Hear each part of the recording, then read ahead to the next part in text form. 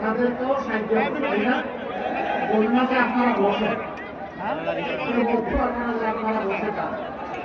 আমাদের কথাগুলো তারা ডাক্তারের কাছে পৌঁছাবে, এই জন্য তারা দাঁড়িয়ে দাঁড়িয়েই তাদের দায়িত্ব পালন করবেন। আপনারা সবাই বসে যান,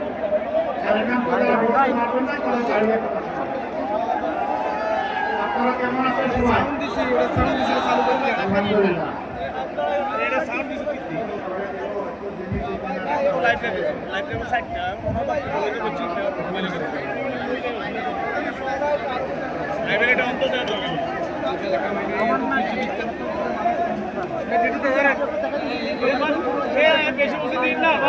মৌসুম ভাই লোক কমাই দেন, মৌসুম ভাই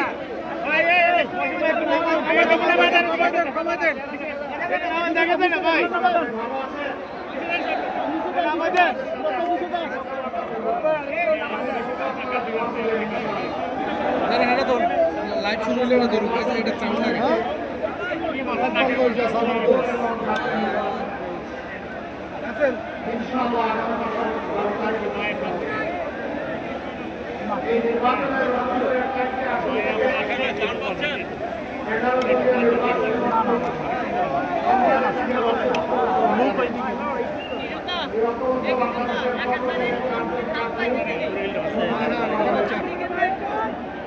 একটি আসনে গাড়ি পাল্লা, একটি আসনে সপ্তাহ করে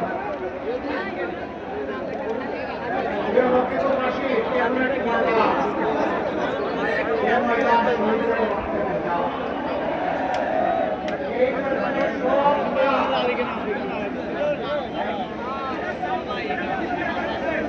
মৌসুম ভাই, মৌসুম ভাই এই মাছ কঙ্গারেন থেকে এই বসে এই দিবে সামনে দিবে ভাই।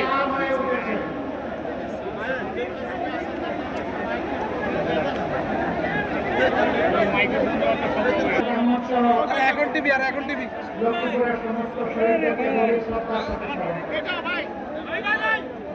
ভাই কেন মানে কেন জীবন বাজিয়ে রেখে যারা লড়াই করেছিলেন তাদের সবাইকে আমরা গভীর শ্রদ্ধার সাথে স্মরণ করি। আমরা কথা দিয়েছিলাম আমরা জুলাই যোদ্ধাদেরকে আমাদের অন্তরে জায়গা করে দিব। আমরা কথা রেখেছি, আমরা জুলাইকে কবুল করে নিয়েছি। এই জুলাই এসে জনগণকে মুক্তি দিয়েছে। জুলাই এসেছিল বলেই আজকে আমি এখানে দাঁড়িয়েছি। জুলাই হয়েছে বলেই আজকে এই স্টেজ দেখা যাচ্ছে। জুলাই হয়েছে বলেই এই 26-12 ফেব্রুয়ারি ইলেকশন হতে যাচ্ছে। জুলাইয়ের আগে রাজনৈতিক দলগুলো বহু চেষ্টা করেছে, জীবন দিয়েছি, রান্না করে সঙ্গী হয়েছি, জেলে গিয়েছি, পঙ্গু হয়েছি, ঘর বাড়ি ছাড়া হয়েছে, কিন্তু আমাদের নেতৃত্বে পরিবর্তন আসে না। পরিবর্তন এসেছে আমাদের সন্তান সন্ততির নেতৃত্বে। কেউ কেউ আছে এদেরকে স্বীকার করতে চান না, তাদেরকে বাচ্চা কাচ্চা নাতি গুছা বলে, তাদেরকে সাবাল বলে। আমি বড় বিস্মিত, আমি লজ্জিত।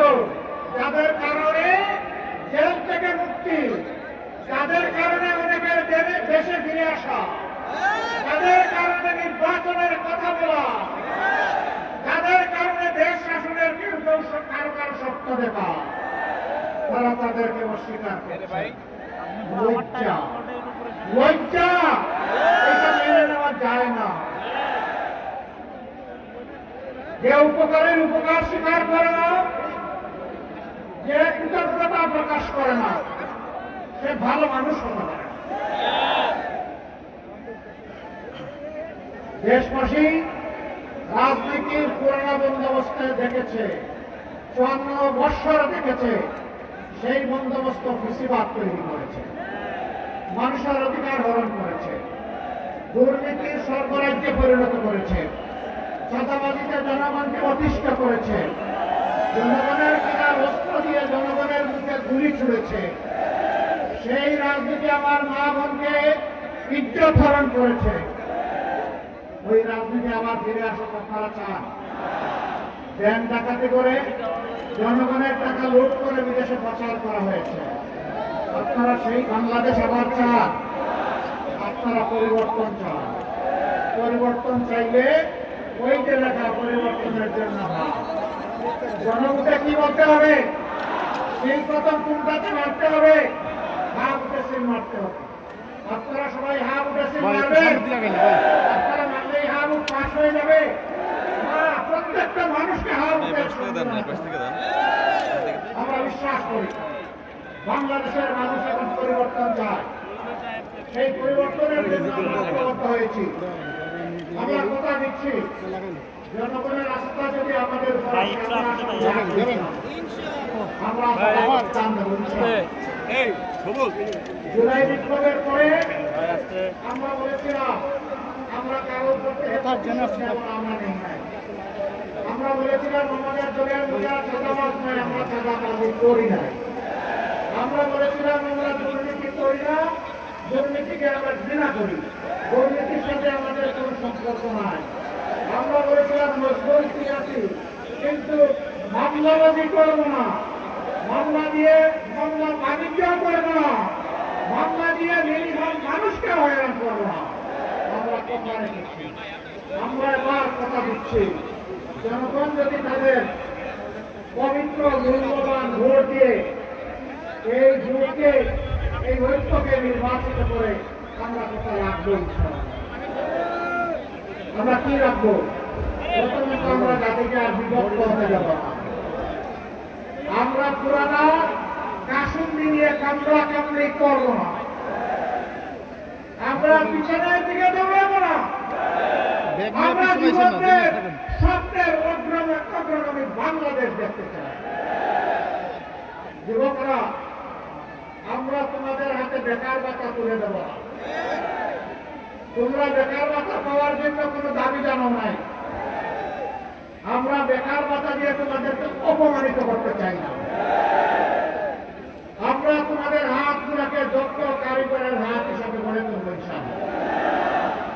প্রত্যেকটি হাতে আমরা ইনশাআল্লাহ মর্যাদার কাজ করে দেব। সেদিন প্রতিটি যুবক গর্বের সাথে বলবে আমি বাংলাদেশ। আমাকে দেখে বুঝে নাও বাংলাদেশ কি জিনিস। আমরা সেই বাংলাদেশকে গড়ে দিতে চাই। আমরা বাংলাদেশের নেতৃত্ব যুবকদের হাতে তুলে দিই। প্রস্তুত আছো যুবকরা? প্রস্তুত হয়ে যাও। এইভাবে স্বৈরাচার তাড়ানোর জন্য সেদিন গর্জে উঠেছিলে। বাংলাদেশ গড়ে দেওয়ার জন্য সেইভাবে দাঁড়িয়ে যাও। আমরা সেই বাংলাদেশ তোমাদের হাতে তুলে দেবো ইনশাআল্লাহ। আমাদের এই 11 দলীয় ঐক্য যেটা নির্বাচনী ঐক্য, সেই ঐক্যে এবার 62% ক্যান্ডিডেট হতে দিব। তাহলে বার্তা দিচ্ছি আমরা জাতিকে, এই দেশ হবে আগামীতে যুবকদের বাংলাদেশ ইনশাআল্লাহ। প্রিয় এলাকাবাসী, এই আন্দোলনে যুবকরা যেমন লড়াই করেছে, আমাদের মেয়েরাও সমানতালে লড়াই করেছে। বরঞ্চ জুলাই শক্তি পেয়েছিল 15 জুলাই যখন ঢাকা বিশ্ববিদ্যালয়ে আমাদের কলিজার টুকরা মেয়েদের গায়ে হাত দেওয়া হয়েছিল, জুলাই সেদিন শক্তি ফিরে পেয়েছিল। মেয়েদের গায়ে হাত দেওয়াকে জাতি মেনে নিতে পারে না। মুঘল বাহিনী, হাতুড়ি বাহিনী, লাঠিয়াল বাহিনী সব কিছুকে যুবক যুবতীরা ব্যক্ত করে দিয়েছে। এখন সেই একই প্রবণতা দেখতে পাচ্ছি। একসময় যারা মজলুম ছিলেন তারা কেন জালিমের ভূমিকায় অবতীর্ণ হবেন আমরা বুঝতে পারি। জায়গায় জায়গায় বিভিন্ন জায়গায় মাদেরকে ডিস্টার্ব করা হচ্ছে। তারা এদেশের নাগরিক, তাদের অধিকার আছে ভোট চাওয়ার, তাদের অধিকার আছে তাদের আদর্শ নিয়ে ভোটারদের কাছে যাওয়া। আপনি আপনার আদর্শ নিয়ে যান, আপনি চান, আমরা বাধা দেব না।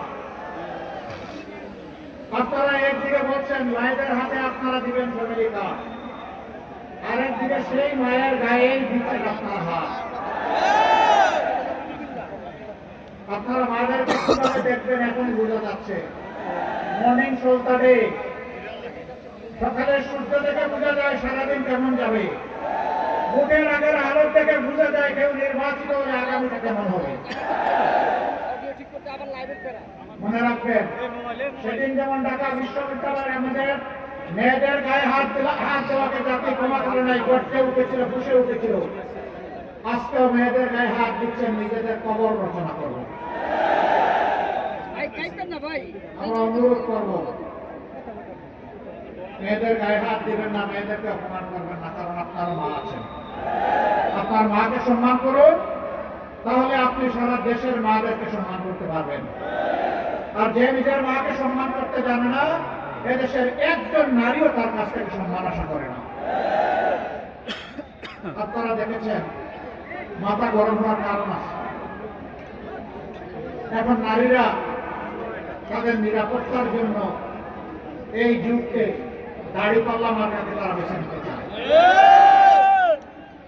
একজন তরুণী তার পছন্দের পোশাক পরে তিনি বের হয়েছেন। একজন সাংবাদিক মাঝে মধ্যে ওই যে রিয়াকশন নেয়, বুক দিবেন কারে, তো তারা জিজ্ঞেস করেছে আগামীটা রাষ্ট্র ক্ষমতায় কাকে দেখতে চান। তিনি বলেছেন জামাত। কেন? বলে যে জামাত আসলে দেশটা ঠিক করে। আপনার এই পোশাক তো আপনি করতে পারবেন না, পারবো না।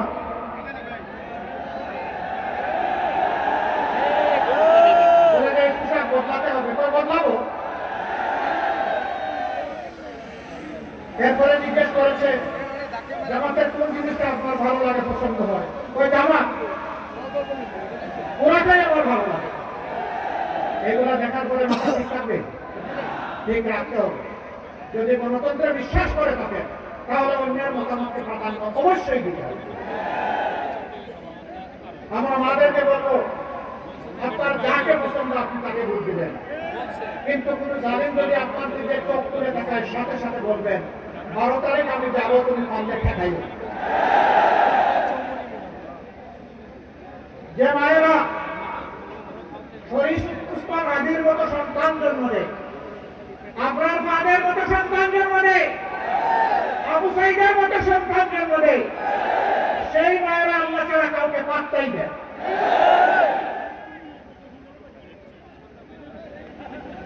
তারা বিটির রাজ্য কায়েম করতে চায়।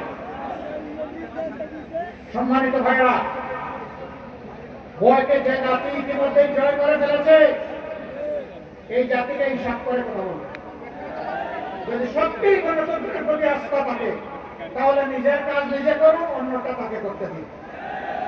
হ্যাঁ, কোন প্রার্থী এবং তার সমর্থকেরা যদি নির্বাচনী আচরণবিধি লঙ্ঘন করে, তাহলে আপনি অথরিটি যারা আছে, নির্বাচন কমিশনকে বলুন, রিটার্নিং কর্মকর্তাকে বলুন, অ্যাসিস্ট্যান্ট রিটার্নিং কর্মকর্তাকে বলুন, সরকারকে বলুন, কিন্তু আমাকে বাধা দেওয়ার আপনি কে? ইতিমধ্যে বাধার লক্ষণ আপনারা দেখতে পাচ্ছেন। ঢাকার রাজপথে আমাদের কলিজার টুকরা বিপ্লবের প্রতিভাগীকে হত্যা করা হয়েছে। শেরপুর জেলা একটি উপজেলা জামাতের সেক্রেটারি মৌলানা রেজাউল করিমকে হত্যা করা হয়েছে নির্মমভাবে। হত্যা করে কারো গতি চালাতে পারবেন না। যেই দলের নেতারা আস্তে আস্তে ফাঁসির তক্তার উপর দাঁড়াতে থাকে, তাদেরকে ভয় দেখা, ভয় আমরা আল্লাহ ছাড়া কাউকে করি না। আমরা প্রতিশ্রুতিবদ্ধ। আমরা যুবকদেরকে যুবতীদেরকে কথা দিয়েছি, আমরা মা বোনদেরকে কথা দিয়েছি, আমরা তাদের আকাঙ্ক্ষা পূরণ করার জন্য প্রয়োজনে জীবন দিব, কিন্তু হার মানব না। প্রিয় লক্ষ্মীবাসী, আপনারা সংগ্রামী জাতি, আপনারা কারো কাছে হার মানেন নাই। এই জায়গায় পুলিশ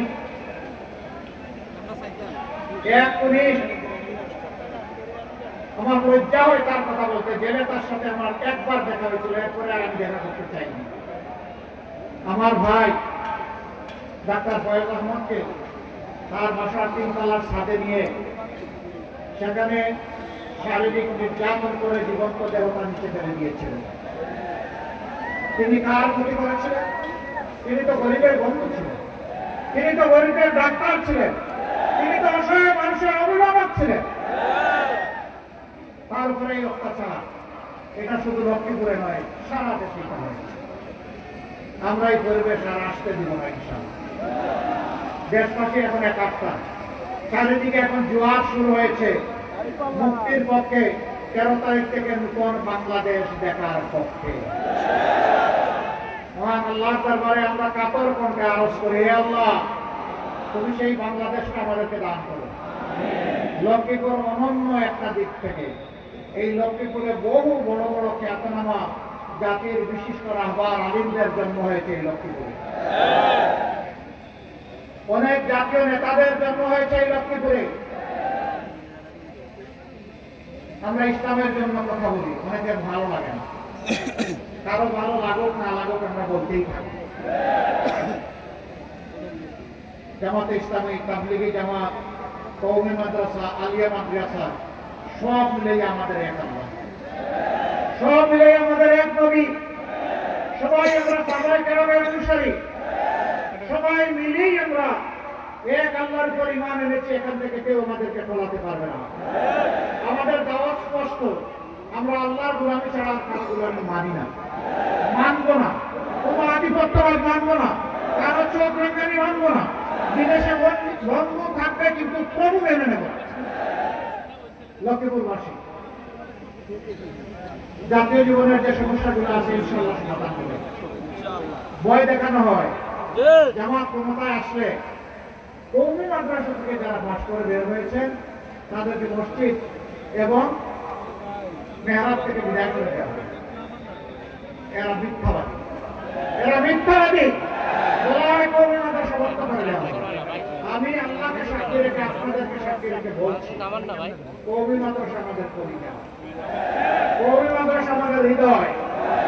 ইসলামী শিক্ষাটা তারাই এখন ধরে রেখেছেন, আলিয়া শিক্ষা সংকুচিত হয়ে এসেছে। আমরা সেই আল্লাহর উপর বিশ্বাস করি যিনি কুরআন নাযিল করেছেন। সেই কুরআনের অসংখ্য হাফিজ তৈরি হয় কওমি মাদ্রাসা থেকে। তারা আমাদের মাঝে লাগাতে চায়, বাধাতে চায়।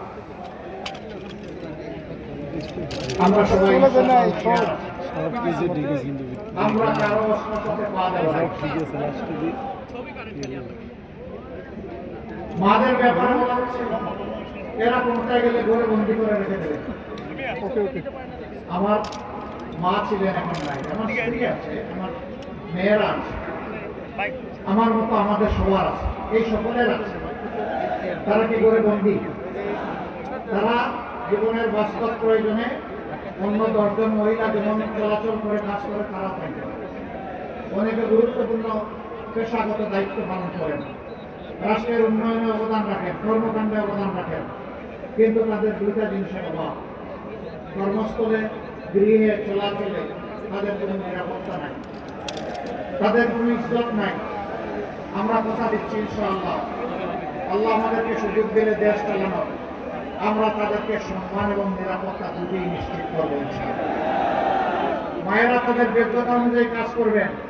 আমার এই মাটি কোন ধর্মের এটাও আমরা দেখবো না, আমরা দেখবো ওই যোগ্যতাটা তার আছে কিনা, যে কাজটা আমরা তার হাতে তুলে দিতে চাই। এই জন্য ধর্ম বর্ণ নির্বিশেষে ভেদাভেদ রেখা দূর করে আমরা ইনশাআল্লাহ তাআলা নাযিম একটা ঐক্যবদ্ধ বাংলাদেশ করব। আমরা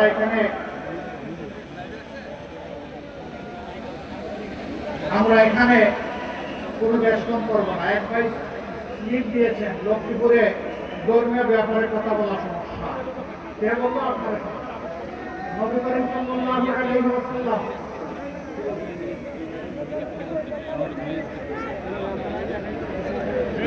ইহুদিদের সাথে লিখিত চুক্তি স্বাক্ষর করেছিলেন। তাদের নাগরিকত্ব শুধু মেনে নেননি, তাদের সম্মানের আসনে অধিষ্ঠিত করেছিলেন।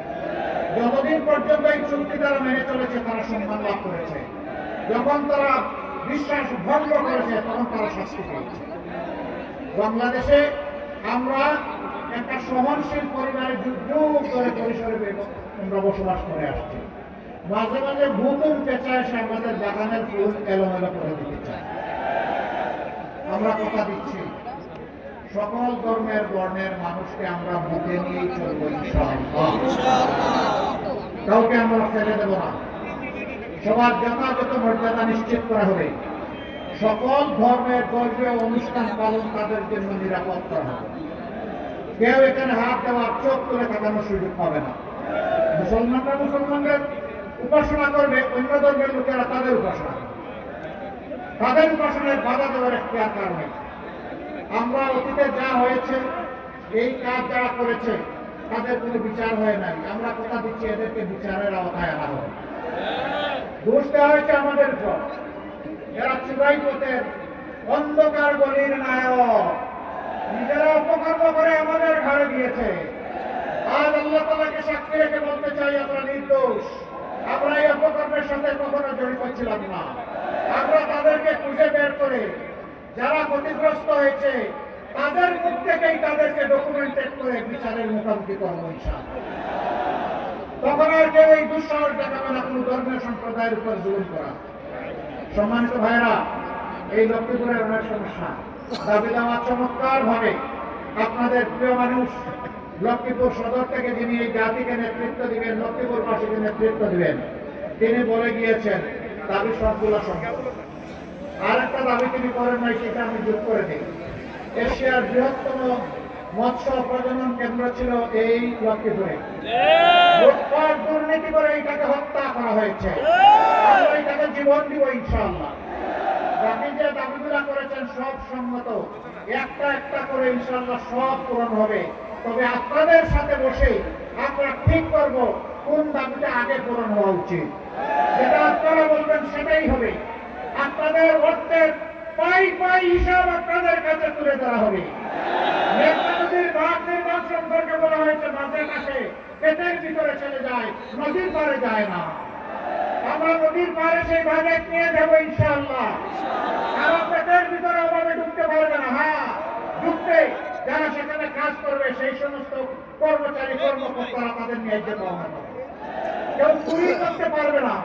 অতীতে রাষ্ট্রের সম্পদ চুরি করে বিদেশে যারা পাচার করেছে, আমরা কথা দিচ্ছি আল্লাহ আমাদেরকে দায়িত্ব দিলে আপনাদের বুকে ওদের পেটের ভিতরে হাত ঢুকিয়ে বের করে আনবে। এই অর্থায়নে রাষ্ট্রীয় কোষাগারে যোগ করা হবে। ন্যায্যতার ভিত্তিতে বাংলাদেশে উন্নয়ন করা হবে ইনশাআল্লাহ। কারো প্রতি কোনো বৈষম্য করা হবে না। প্রধানমন্ত্রীর বাড়ি কোথাও ওটা দেখা যাবে না। বরঞ্চ কোন এলাকা সবচেয়ে বেশি বঞ্চিত সেইটাই আগে চিহ্নিত করা হবে ইনশাআল্লাহ। বিচারের ব্যাপারে আমাদের কথা সাফ। আমরা সমাজে নিয়ে বিচার কায়েম করতে চাই। শিশু থেকে আবার বৃদ্ধ বনিতা সকল ধর্ম বর্ণ মানুষের জন্য একই বিচার। একজন সাধারণ মানুষ যে অপরাধ করলে তাকে বিচারের মুখোমুখি করে শাস্তি দেওয়া হবে। একই অপরাধ দেশের প্রধানমন্ত্রী কিংবা রাষ্ট্রপতি যদি করেন তাদেরকে ছাড় দিয়ে বিচার কথা বলবে না। একই বিচার তাদের জন্য আরোপ করা হবে। কোন দায় মুক্তি নাই, কোন ইউনিটি নাই। অপরাধ অপরাধী, যিনি অপরাধ করেছেন শাস্তি তাকে পেতেই হবে। এগুলো যারা ভয় করে তারা জনগণের এই উত্তাল সমুদ্রকেও ভয় করে। আজকে শুধু লক্ষ্মীপুরে না, সারা বাংলাদেশে ন্যায় ইনসাফের পক্ষে গণজোয়ার সৃষ্টি হয়েছে ইনশাআল্লাহ। ভোটের পরে 12 তারিখ 11 দলের যার যেখানে দেওয়া হচ্ছে সেইটাকে জয়ী করার মাধ্যমে জনগণের সরকার কায়েম হবে ইনশাআল্লাহ। আমরা বলেছি আমরা জামাতে ইসলামের সরকার কায়েম করব না। আমরা বলেছি আমরা জামাতে ইসলামের বিজয় চাই না। আমরা বলেছি জনগণের সরকার কায়েম করতে চাই। আমরা বলেছি 18 কোটি মানুষের বিজয় চাই। সেই বিজয় আমরা নিশ্চিত করতে চাই মহান আল্লাহ তাআলার সাহায্যে বিইজনিল্লাহ। প্রিয় লক্ষ্মীপুরবাসী, আজকে যে কথাগুলো আপনাদের এখানে বলে গেলাম এটা আপনাদের কাছে আমাদের সালাম নিয়ে ঘরে ঘরে ছড়িয়ে পড়ুন। আমাদের ভাই বাবা সবাইকে উদ্বুদ্ধ করুন। আমাদের মা বোনদেরকে উৎসাহিত করুন। তাদেরকে বলুন আপনাদের জন্য আমাদের লড়াই শুরু হয়েছে, এটা শেষ হবার নয়। আপনাদের মর্যাদা যেদিন প্রতিষ্ঠিত হবে সেদিন ফুটস্টপ, সেদিন থামবো, এর আগে আমরা থামবো না। আমি বিশ্বাস করি লক্ষ্মীপুরবাসী এবারকার নির্বাচনে গেছে তো নেট নাই, ইতিহাস রচনা করবে। সেই ইতিহাস হবে ন্যায় ইনসাফের পক্ষে। ইতিহাস হবে বাংলাদেশকে চাঁদাবাজ মুক্ত করার পক্ষে। সেই ক্রিয়া সভায় দুর্নীতিবাজ মুক্ত করার পক্ষে আমি তখন চলে এই যে পিছনের সাইডে রাসেল সামনে আছে মুক্তির পক্ষে সেই ক্রিয়া সভায় বেকারত্বের তারা বিরুদ্ধে চলে এই যে পিছনে ইনশাআল্লাহ সেই বাংলাদেশ করার জন্য আমি আপনাদের সবাইকে আহ্বান জানাচ্ছি। এবার থেকে আপনাদের প্রার্থীদেরকে সামনে এনে তাদের হাতে আপনাদের প্রতি জনগণের প্রতি নেট নাই এলার ইয়ে করতে পারি না প্রথমে লক্ষ্মীপুরে প্রার্থী যিনি আসেন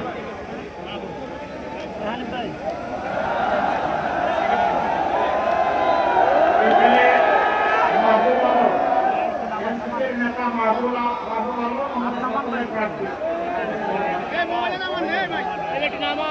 এই প্রতীকটা কি? আবার বলেন কি প্রতীক?